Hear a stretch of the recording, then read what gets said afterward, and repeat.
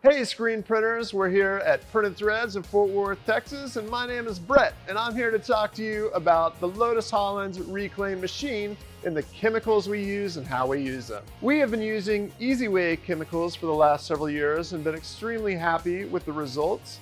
In this first chamber here of the Lotus Holland, this is the ink wash chamber. So these brushes go up and down, they clean the ink off using our good friend EasySolve 701.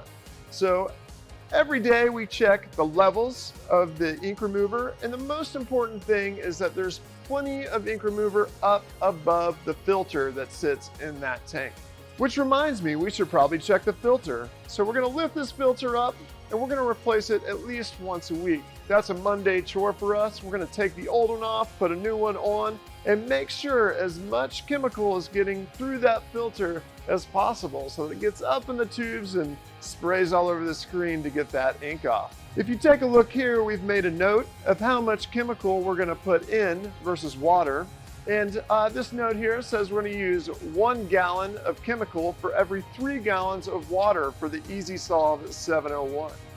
So we take a nice little pitcher here. It's got a measurement. That means it's graduated. Unlike those other pitchers that probably don't even have a GED, we're gonna fill this one up with 1 gallon of chemical, pour that in, and then pour in 3 gallons of water following that. I can't remember. I think it goes acid into water, right? So maybe you pour the water in first. Whatever's safer. Wear some gloves, some goggles, maybe a hazmat suit. Keep yourself nice and safe, or your employees. Then we're gonna move over to this chamber right here, which is the emulsion stripper chamber. And the chemical we're gonna use here is the EasyWay EasySolve 500.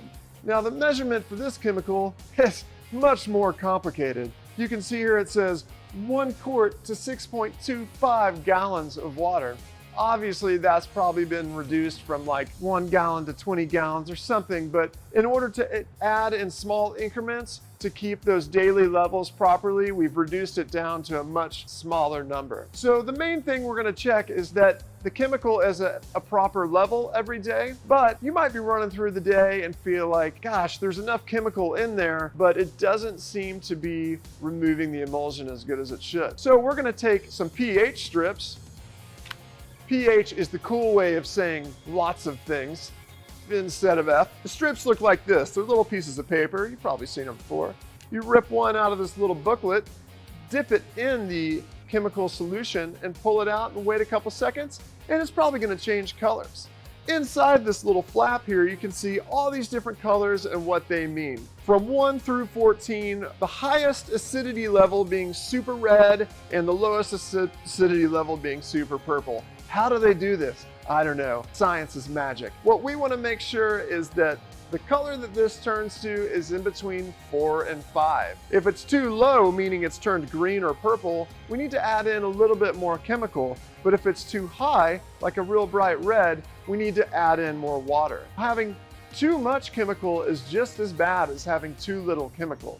You think to yourself, a lot of chemical will get the job done faster, but that's not always the case. Sometimes it can actually make your job a whole lot harder. So we've taped this little gauge right here on the side of our machine to let our people know exactly where they need to stand at all times. And remember, the proper level is going to be between 4 and 5. Our last chamber here is the pressure washer chamber. Now there's no chemistry that goes into this chamber, but it is just important to do maintenance in this chamber as it is in any other chamber.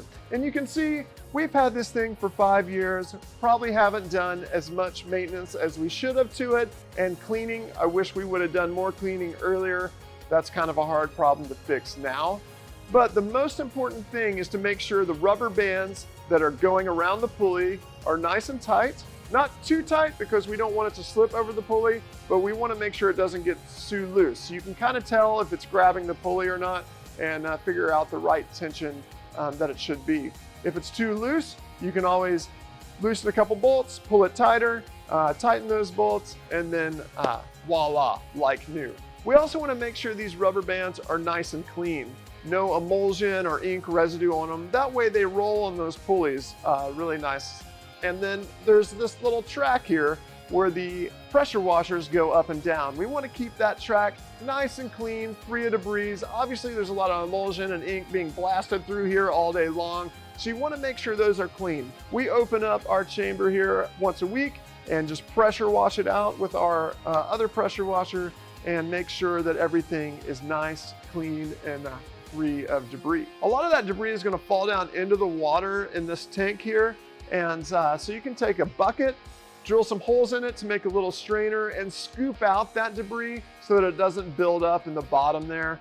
You want to keep it as clean as possible and make sure none of that gunk is getting into your drain either. So you can see now, this is how we maintain our Lotus Holland reclaim machine. We want to keep it tip-top shape so that we can have it for a long time. We've had this one for over 5 years, and I guarantee you no one here wants to go back to manual reclaim, so we're going to keep taking care of it as long as possible. Thanks for watching this video. I hope it was informative. You learned how to really put the shine on your machine. And we'll see you guys next time with more information from Printed Threads and Rock US.